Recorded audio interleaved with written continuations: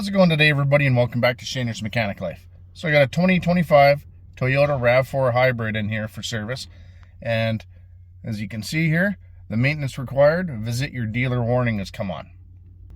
So in this video, I'm going to show you how to reset that with no scan tools, using nothing more than your instrument cluster and your controls on the steering wheel. Here we go.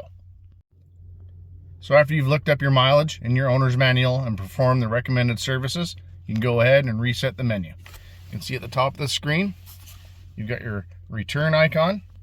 You press that, and that gets you out of this mode. You see down at the bottom, you see the icons.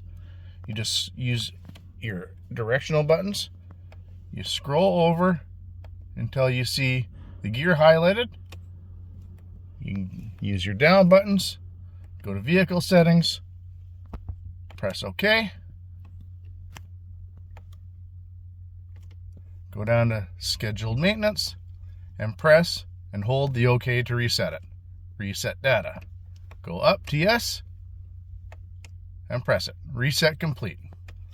Now you can return out to your main menu. Oops, one more time. And now you're good to go. Start up your vehicle, and you can see that warning is no longer on and you've got no more messages.